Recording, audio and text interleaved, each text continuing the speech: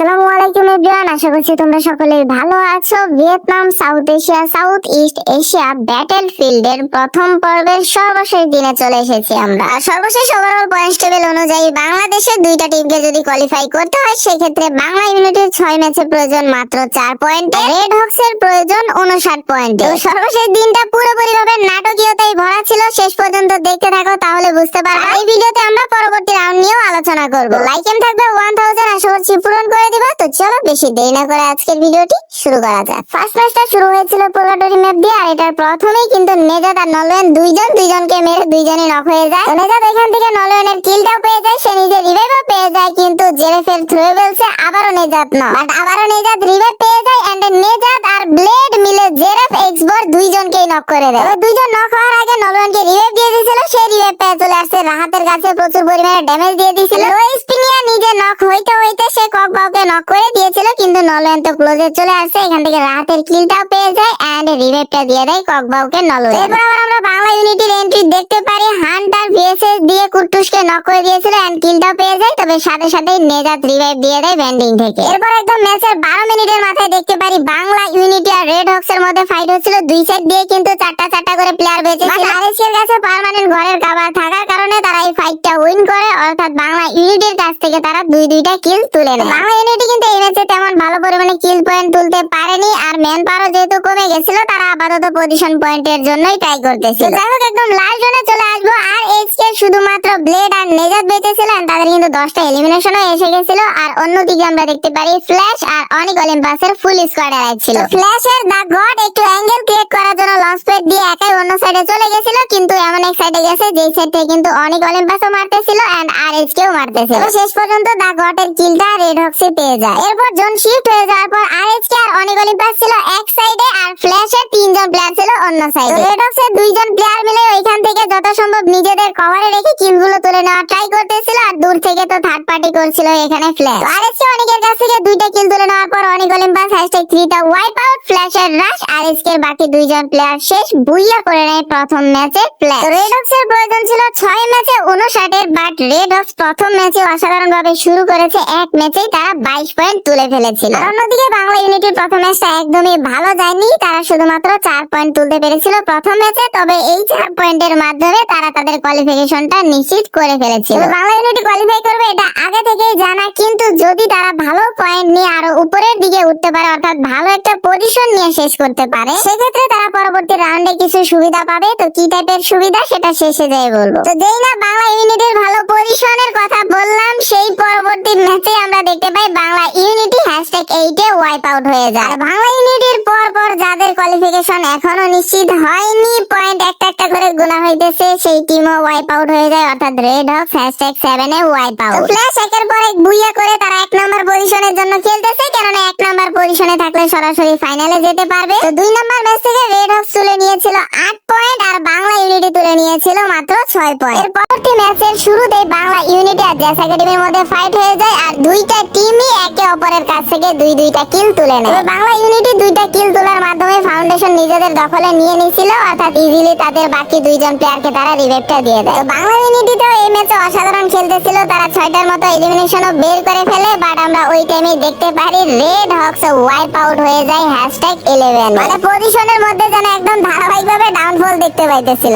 #2, #7, এরপর #11। আর রেড হক্সের ঠিক বিপরীত চিত্র ছিল বাংলা ইউনিটির সাথে। তারা প্রথম ম্যাচে মাত্র 4 পয়েন্ট তুলছে, এরপর তুললো 6 পয়েন্ট। 3 নাম্বার ম্যাচে আইসা যেন তারা কাউরেই গুনতেছিল না, তারা প্রচুর পরিমাণে কিল পয়েন্ট তুলে নিচ্ছিল। অনেকগুলো কিল তুলে নিতে পারলেও ওইভাবে ফাইটগুলো যেহেতু দেখানো হয় নাই, তাই তোমাদের আর দেখাতে পারলাম না। একদম লাস্ট জোনে চলে আসবো। অনেক অলিম্পাসের সাথে ফাইট হয়ে গেছিল বাংলা ইউনিটির, আর এই ফাইটে 3 জন প্লেয়ার নক হয়ে যায়। লাস্ট প্লেয়ার শুধুমাত্র একা বিরুজ বেঁচেছিল। লং থেকে বিরুজ কভার দিতেছিল, তবে বেশিক্ষণ আর টিকতে পারে নাই। সেই অনেক অলিম্পাসের কাছেই বিরুজকে শেষ হয়ে যেতে হয় এন্ড ওয়াইপ আউট হয়ে যায় বাংলা ইউনিটি। লাগাতার 2টা বুইয়া ফ্ল্যাশ নিয়েছিল, দেন 3 নাম্বার বুইয়াটা ফ্ল্যাশ একাডেমি নিয়ে নেয়, এন্ড 3 ম্যাচ শেষে আমরা ওভারঅল পয়েন্টস টেবিলে দেখতে পারি বাংলা ইউনিটি ছিল 29 পয়েন্ট নিয়ে, আর রেড হক্স ছিল 32 পয়েন্ট। অর্থাৎ বাকি রয়েছে আর 3 ম্যাচ। রেড হক্স এর প্রয়োজন আরো 27টি পয়েন্ট। এরপর পরবর্তী ম্যাচ নেক্সটরা। এই ম্যাচটা একদম স্টার্টিং থেকেই যেমন আরএসকে এর ভালো যাচ্ছিল, তেমন বাংলা ইউনিটিরও ভালো যাচ্ছিল। একদিক দিয়ে বাংলা ইউনিটি আর ফ্ল্যাশের ফাইট হচ্ছিল, অন্য দিক দিয়ে রেড হক্স আর জিওডব্লিউ এর মধ্যে ফাইট হচ্ছিল। তো বাংলা ইউনিটি প্রথমে দাগটে কিলটা তুলে নিয়েছিল। তবে ভেন্ডিং মেশিন কাছাকাছি থাকার কারণে খুব দ্রুতই তাকে আবারও রিভাইভ দিয়ে দেওয়া হয় এন্ড বাকি প্লেয়ারদের সাথে ফাইট হচ্ছিল। হান্টারের অসাধারণ গ্রেনেডে মিনস অফ নক হয়ে যায়, তুলে নেয় এসিডির কিল। জুম ছিল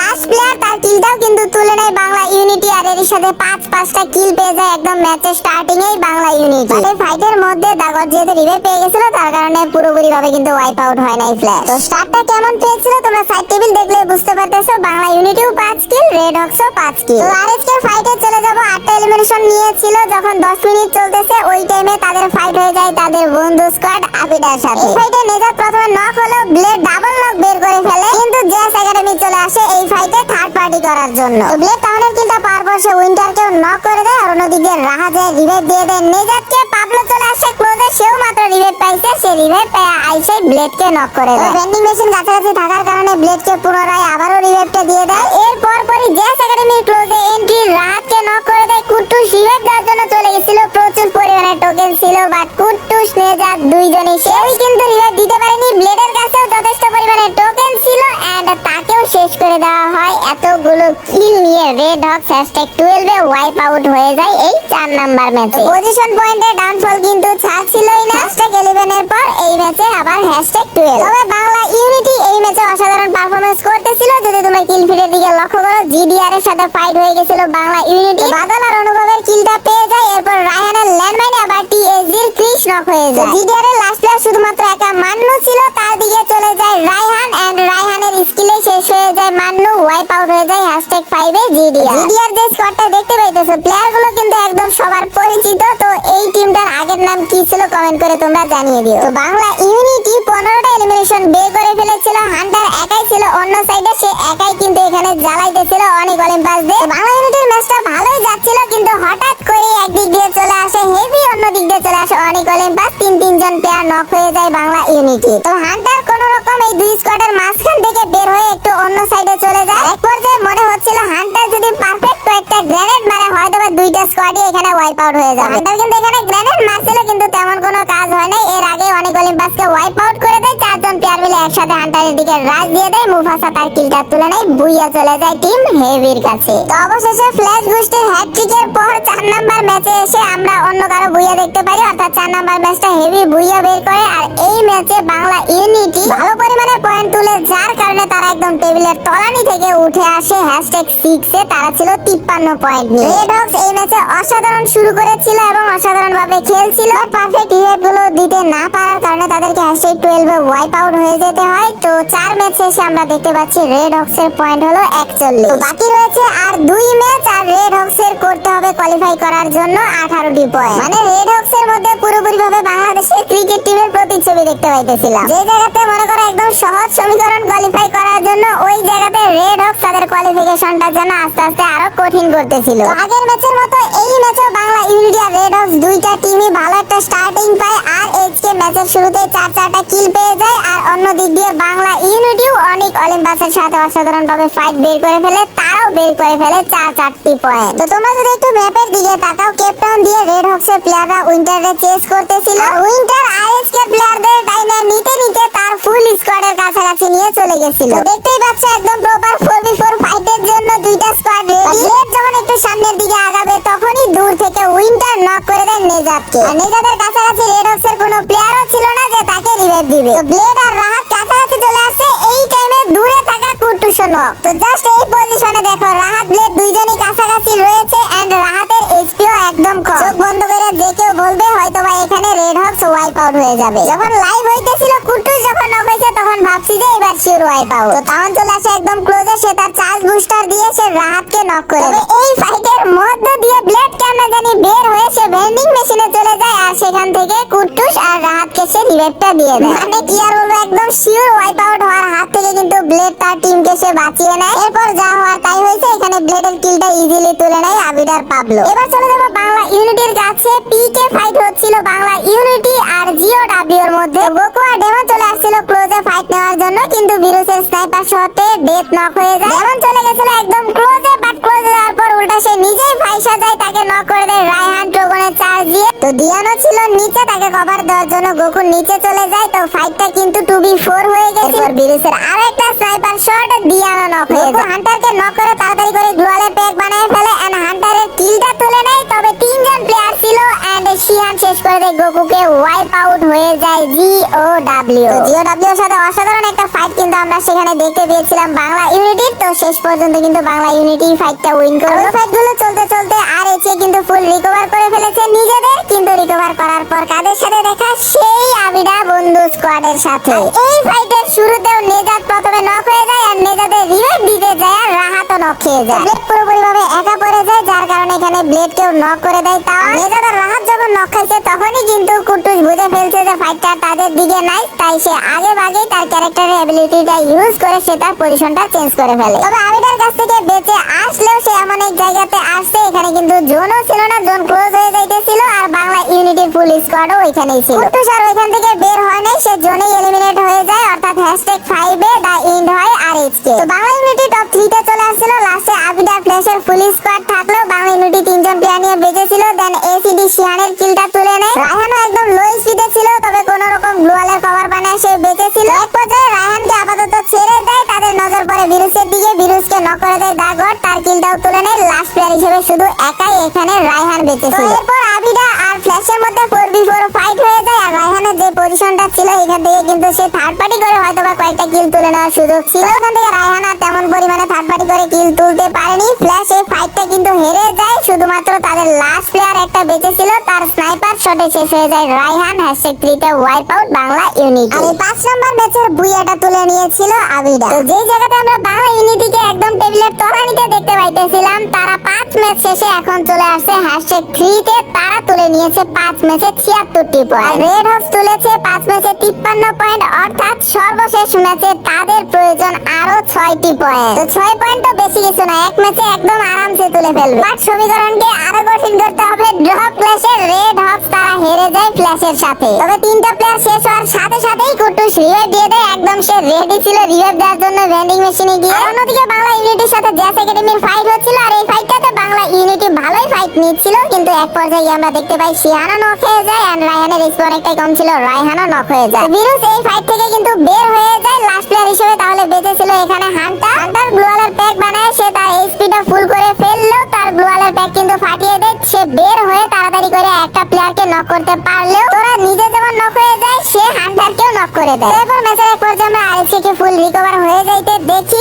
8 মিনিটের মাথায় আরএইচকে তাদের প্রথম কিলটা পেয়ে যায় ম্যাকনার কাছ থেকে। তো 10 মিনিটের মাথায় আমরা দেখতে পাই আর 9টা টিম বেঁচে রয়েছে, অর্থাৎ যদি আমরা পজিশন পয়েন্টের হিসাব করি সেই ক্ষেত্রে আর মাত্র 3টি পয়েন্ট দরকার। তো এই মোমেন্টে আরএইচকে ফাইট হয়ে যায় আবারও তাদের বন্ধু স্কোয়াডের সাথে। তো রাহাত কুট্টুস দুইজনই নক হয়ে যায়। নেজাদ আর ব্লেড বেঁচে ছিল, তবে নেজাদের কাছে ভালো পরিমাণে টোকেন ছিল, রিভাইভ দেওয়ার জন্য যাচ্ছিল আর ব্লেডও ওই ফাইট থেকে পলাইতেছিল, কিন্তু অনেক অলিম্পাসের স্নাইপার শটে ব্লেডও নক হয়ে যায়। মানে কি আর বলবো ভাই, কাহিনী শেষ নাই। এখানে যদি নেজাদরা শেষ করে দেয় তার মানে ওয়াইপ আউট, আরএইচকে আর কোয়ালিফাই করবে না। নেজাদ সাকসেসফুল ভাবে সে তার 2 জন টিমমেটকে সে রিভাইভ দিতে সক্ষম হয়। আরএইচকে রিভাইভ দিতে পারলেও আমরা 13 মিনিটের মাথায় দেখতে পারি আরএইচকে কুট্টুস আর নেজাদ বেঁচে রয়েছে, আর আরএইচকে এর কিল সংখ্যা হলো সেই একটি। তো এখন দেখো বাংলা ইউনিটি #8 এ ওয়াইপ আউট হয়ে গেল, তার মানে আর 7টা স্কোয়াড রয়েছে। পজিশন পয়েন্ট অনুযায়ী আর মাত্র একটা পয়েন্ট দরকার রেড হক্সে। আর এই টাইমে ঘটে বিপত্তি, নেজাদের কিলটা তুলে নেয় আনসিদ, অর্থাৎ লাস্ট প্লেয়ার শুধু বেঁচে আছে কুট্টুস। তো কুট্টুসের এখানে একা পলায় থাকা ছাড়া উপায়ও ছিল না। তোমরা যদি ম্যাপের দিকে খেয়াল করো, কুট্টুসের ঠিক সাইড দিয়ে ম্যাকনা স্পোর্টস ফুল স্কোয়াড নিয়ে আসতেছে, আর জিডিআর এর লাস্ট প্লেয়ার ক্রক্সিও কিন্তু এখানে একদম কুট্টুসের পজিশন নিয়ে সে শুয়ে আছে। অবস্থা পুরো এরকম হয়ে গেছে যে এক বলে 1 লাগবে, উইকেটও আছে একটা। এরপর স্ক্রিনটা সরায় যখন কুট্টুস থেকে অন্যদিকে নিয়ে চলে যায়, জাস্ট খালি মনে হইতেছিল এই ওয়াইপ আউট, এই ওয়াইপ আউট, বাট না, শেষ পর্যন্ত আরএইচকে বেঁচে যায়। জিডিআর এর লাস্ট প্লেয়ার ক্রক্সিকে শেষ করে দেয় রিমিক্স, অর্থাৎ আরএইচকে পজিশন পয়েন্ট অনুযায়ী তাদের কিন্তু 1 পয়েন্ট হয়ে গেছে। মানে 6টা পয়েন্টের জন্য কি পরিমাণে যে কাহিনী হয়েছে আর কি বলবো। তো যাই হোক, 6 পয়েন্টের প্রয়োজন ছিল আর ওভারঅল পুরোপুরি ভাবে 59 পয়েন্টের প্রয়োজন ছিল। সেই 59 পয়েন্ট নিয়েই আরএইচকে শেষ হয় সেই জেস একাডেমির কাছে। তো অনেক নাটকীয়তার শেষে অবশেষে রেড হক সেই 1 পয়েন্টের ব্যবধানে হটশটকে নিচে ফালিয়ে তারা কোয়ালিফাই করে 19 নাম্বার টিম হিসেবে। আর বাংলা ইউনিটিকে যাই বলবো ভাই তাই কম হয়ে যাবে, তারা অনেক ভালো খেলেছে। কেউ হয়তো ওইভাবে আশা করেনি যে হঠাৎ করে তারা এই টুর্নামেন্টের সুযোগ পাবে আর ওইখানে এসেই তারা এত ভালো খেলবে। 2টা দিন যদি বাদ দেই, বাকি সবগুলো দিনই কিন্তু বাংলা ইউনিটি ধারাবাহিকভাবে অসাধারণ খেলেছে। এত ভালো খেলা আমাদের উপহার দেওয়ার জন্য বাংলা ইউনিটিকে অবশ্যই অনেক ধন্যবাদ জানাবো। একটু ফরম্যাট নিয়ে আলোচনা করি। তো নিয়ম অনুযায়ী 20 নাম্বার টিম বাদ পড়ে যাবে। হবে, অর্থাৎ হটশট 20 নম্বর টিম হিসেবে বাদ পড়ে যাচ্ছে। তবে তারা যে পয়েন্ট করেছে, তারা যতগুলো ম্যাচ খেলেছে ওই তুলনায় তারা কিন্তু খুবই ভালো খেলেছে। এটা কেন বললাম, হটশট কিন্তু 6টা ম্যাচ কম খেলেছে, অর্থাৎ তাদের যেদিন ম্যাচ ছিল ওই একদিনের ম্যাচ তারা অন্য টুর্নামেন্টের কারণে তারা মিস করেছে। 6 ম্যাচ কম খেলেও তারা কিন্তু সর্বোচ্চ চেষ্টা করেছিল কোয়ালিফাই করার জন্য, বাট শেষ পর্যন্ত আর কি করা, একমাত্র টিম হিসেবে হটশট বাদ পড়ে গেল। আর পয়েন্টস টেবিলে 1 নম্বরে আমরা দেখতে পাচ্ছি ফ্ল্যাশকে। আর ব্যবধানটা দেখো ভাই, 694। 2 নম্বরের সাথে ব্যবধান দেখলেই বুঝতে পারবা যে তারা কি পরিমাণে ভালো খেলে। তো যেহেতু পয়েন্টস টেবিলে 1 নম্বরে রয়েছে ফ্ল্যাশ, তারা কিন্তু সরাসরি চলে যাচ্ছে ফাইনালে। তার মানে একটা টিম এলিমিনেট হয়ে গেল, একটা টিম সরাসরি ফাইনালে চলে গেল। রইলো আর 18টি টিম। তো 15 তারিখে 2 নম্বর পজিশন থেকে শুরু করে 13 নম্বর পজিশন অর্থাৎ পি স্পোর্টস থেকে শুরু করে জেস একাডেমি পর্যন্ত যে 12টি টিম রয়েছে, তাদের একদিন খেলা হবে। আর ওই দিনে যারা টপ 3 করবে পয়েন্টস টেবিলে, তারা চলে যাবে ফাইনালে। 15 তারিখ থেকে তো 9টি টিম আরো রয়ে গেল। এরপর 16 তারিখে ওই 9টি টিমের সাথে যুক্ত হবে বাংলা ইউনিটি, জিডিআর আর অনিক অলিম্পাস। দেন 16 তারিখে এই 12টি টিমের খেলা হওয়ার পর ওইখান থেকে যারা টপ 3 টিম হবে তারাও চলে যাবে ফাইনালে। তো এবারও 3টি টিম চলে গেল, 9টি টিম রয়ে গেল। আর এইবার সুযোগ পাবে 17 তারিখে এসে আরো 3টা টিম, ডিআরএস, টিএসজি আর রেড হক। তো 17 তারিখই থাকবে সর্বশেষ দিন। আর এই দিনের ওভারঅল পয়েন্টস টেবিল থেকে যারা টপ 5 হবে তারা চলে যাবে ফাইনালে। আশা করছি এইবার বুঝতে পেরেছো যে যদি ভালো পজিশন থাকে সেক্ষেত্রে কেন কিছু সুবিধা রয়েছে। বাংলা ইউনিটি কিন্তু 2 দিন সুযোগ পাবে, 16 তারিখ 17 তারিখ, কিন্তু রেড হকস একদম সর্বশেষ দিন অর্থাৎ 17 তারিখ সুযোগ পাবে। দেখা যাক শেষ পর্যন্ত রেড হকস আর বাংলা ইউনিটি ফাইনালে কোয়ালিফাই করতে পারে কিনা। আগের 2টা ভিডিওতে আমি টুংটুংয়ের ক্লিপটা একদম ভিডিওর শেষে দেই না, এটার জন্য অনেকেই কমেন্ট করছো, তাই এবার আর মিস করলাম না। এবার একদম সুন্দরভাবে তোমাদের জন্য একটা টুংটুংয়ের ভিডিও একদম লাস্টে দিয়ে দিলাম। তো লাস্ট ক্লিপটা এনজয় করতে থাকো। আপাতত আমি বিদায় নিলাম। ভালো থেকো, সুস্থ থেকো, সাবধানে থেকো। আল্লাহ হাফেজ।